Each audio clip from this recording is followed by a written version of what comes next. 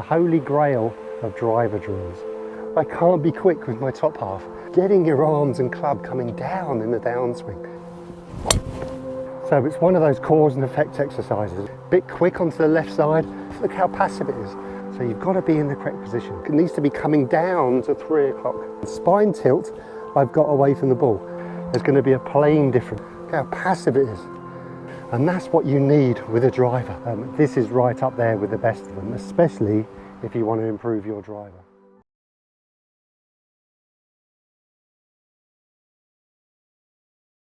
Hi everyone, welcome back to another video here on the channel. Thank you very much for joining me. My name is Warren Bennett. Trevor's pretty chilled down there, first time for everything, and welcome to a sunny-ish but blustery day here in the middle range at Chesterfield. As you can see from the title, the holy grail of driver drills.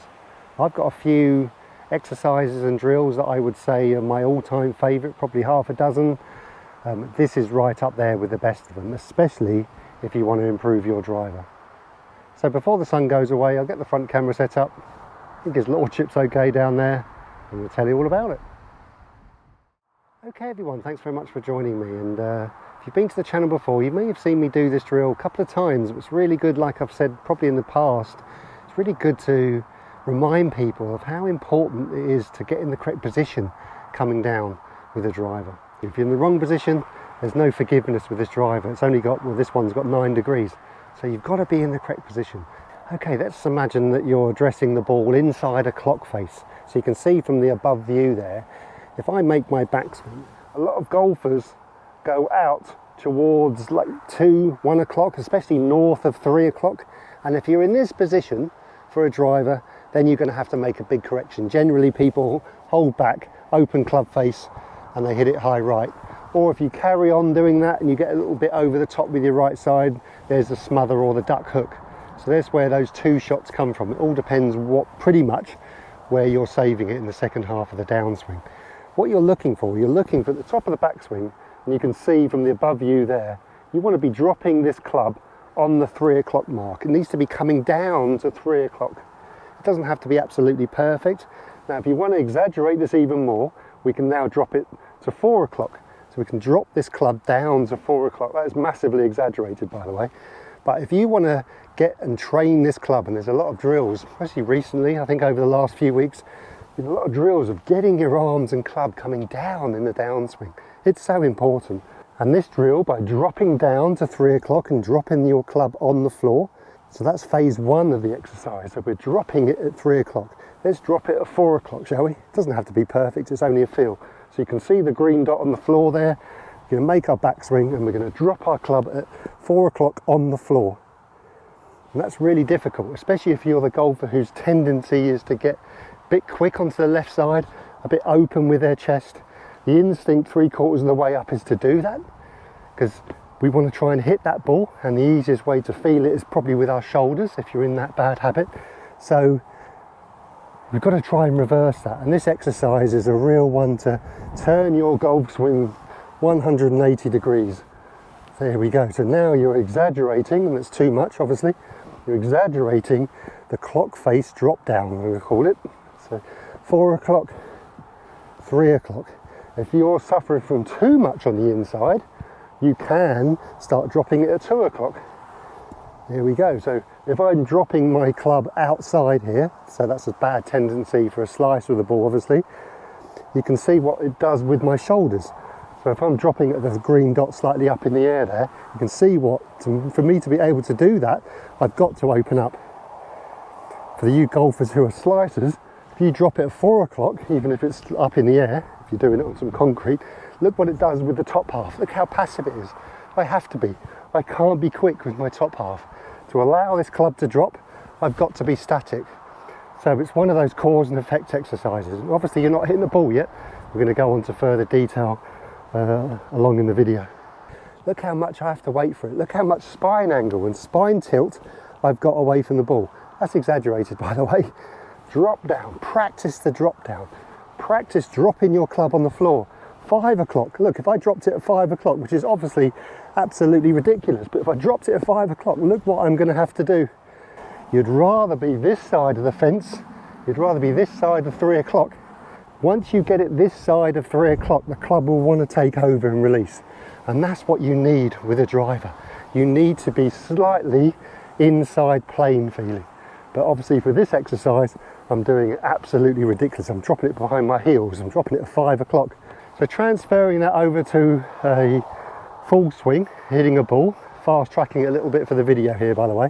So you can do a few practice swings to start with. Practice that first. If you're not used to that, just practice phase 1. Beautiful. Right, phase 2 is not going to drop it as far down as the ground. We're going to drop it probably knee height, calf height, something like that. From here, we're going to stay nice and still. We're going to kick our right knee in for a bit of lateral, and then we're going to let our club go, as well as our right knee kicking in. From here, we're just going to now, hands are going to go a little bit as well, but mainly my club is going to catch up with the arc of my hands, and then we're going to swing all the way through. You can let go and turn after you pass where the ball would be. Run you through that one again. From here, we're going to kick through, head nice and still, let the club come through. You can just do a few of those exercises if you want. Keep the club behind you, release. It's exaggerated, but that's what you've got to feel to try and kind of blend it and get a little bit of this married in and bled into your golf swing once you pull the pin. Right, okay, so we can do that without stopping now. Phase 2 probably still. So we're dropping, releasing. There we go. Don't rush the first phase, drop down to 4 o'clock, kick in and release.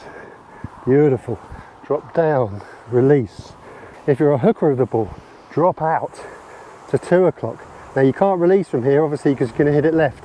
So you can hold on. Now you turn through. So you're exaggerating a slicing motion. Over to 2 o'clock, turn through. It's exaggerated. You won't do that much once the forces and speed get layered in. Back to the slice of the ball, 4 o'clock, release. Hooker of the ball, 2 o'clock, rotate. There's a different type of drop down exercises you can do no matter what your force is. So phase 2 is to kind of drop, release. And then you can speed that up, drop, release. Certainly did that. Wow, first one today, right out the middle. It's the hardest position to work on, the transition on the way down between backswing and downswing. But exaggerate, or 20 or 30 of these a day. Just practice dropping down. Keep looking down at the ball if you can. Feel like, how far back can you do it? Wow, kind of going towards 5 o'clock there. Amazing. Exaggerated, obviously that's not correct. But what is correct is you're waiting for it. You're passive. Blend in the backswing and do it. Drop. Keep looking down and do it. Drop. Don't look back. Look down at the ball still. Look at my left shoulder. Look how passive it is. Obviously, once we go and we layer the speed and your normal swing, once we get to about here, it's off. And that's all you need. You just need a few of these kind of clicks, I call it, on the way down to allow that club to swing through. Oh, yeah, more hook on that one. A little bit toey as well. Blend in the second half of the downswing, drop down, don't rush this bit, let the club face past you, let the club pull you through to the finish. Down, slow motion, then come through. Look how close that club face is, because it's so inside and so released early, if that's still correct English, that the club has a chance to turn through now. And then letting the club pull me through. Okay, let's try another one. Oh, that was better. That was the best out of the 3. Really dropped that, really felt it. Get a feeling from the movement. So if you made 20 of these a day or in the net before you played, look down, don't look where you're dropping it. Wow, let's see how far around I can go. Just imagine if I released it from here, let the club come through. It's going to start 40, 50 yards, 100 yards to the right and draw. Hit a big hook. Obviously that's not what you're wanting, but it's exaggerated. Because like I say, sorry to be a broken record, once you step on that first tee, it's going to pull you back to old. So you need to practice this exaggeration, so you don't have to work on it when you're on the course. So think about the clock face next time you play or practice. You can have 12 o'clock here, it doesn't matter which way round, but I like it as you look at it from my perspective, and you're really feeling like, okay, 4 o'clock it is for you slicers of the ball. For you hookers of the ball, you're looking a bit more 2 o'clock. So there we are, you can see it from the top view there. Okay, we're feeling like the club's out to 2 o'clock. It's exaggerated, really feeling like we're out, hands, club. And from here, obviously, if I now come down to the ball, I'm going to have to wait for it. I'm going to have to turn through. And that's where you're going to get a little bit more cut spin. Obviously, that's exaggerated too. So it's 2 o'clock and rotate. So there's no kind of hand release now. 2 o'clock. Yes. Wow. I'm quite lucky. I can layer swings on top of my swing and the ball can kind of fade or draw, because I would say I'm quite neutral. I have a tendency to drop, but generally I'm quite neutral because I've worked at it in the past. Now that's not going to draw or hook. It will do if you just kind of smother it. If I just cut across it from there and rotate, it will hit a big slice.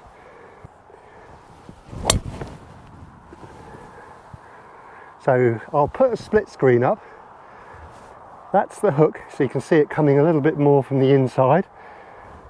That's the fade. So hopefully, I don't know because I'm on the range and I haven't seen the swings yet, but just judging by what the ball is doing, there's going to be a plane difference. And all I'm feeling in transition there is where my hands and club are going. So that one I was out, this one I was in. And like I say, I'm quite fortunate I can layer them on my swing, but whatever side of the fence you are, that's what you've got to focus on. It's a great drill to do at home and practice swings. Exaggerate, always look down, remember, don't look back. That's not real life. You want to put your brain and your feel in your movement there. Because if you look and do it, you're putting your awareness in the vision. If you don't need it, because you don't do that when you hit a shot. So always keep looking down, and then you can feel it, drop it all the way down. It really makes you delay. Don't just do it to here and then you're off. Really wait for it as much as you can, and then layer the second half, so you're only going to drop it to here now, and then let the club face take over from there. It's exaggerated. You can see the order in that little slow-mo, how much I'm dropping and letting the club pull me through. Look how much I'm waiting for it instead of the opposite. Getting too left-sidey, then you have to back away. So it's a great exercise to layer exaggeration onto your swing. Okay everyone, so it's pretty similar I think to the shifting and tilting exercise. Get you in that same position, allowing this club to drop down. But this is a physically moving, getting yourself in this position, and that makes you shift a little bit and definitely tilt.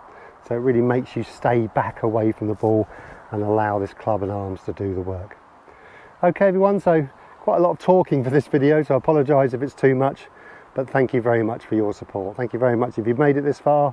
If you're supporting the channel, if you're coming to YouTube regularly to have a look, I really appreciate all your support. And everyone who's joined the membership schemes, there's a link down there. If you're not sure what it's all about, the Patreon link's down there. So thank you very much in advance. And if you have already joined, I am very, very grateful for your support. Thank you very much.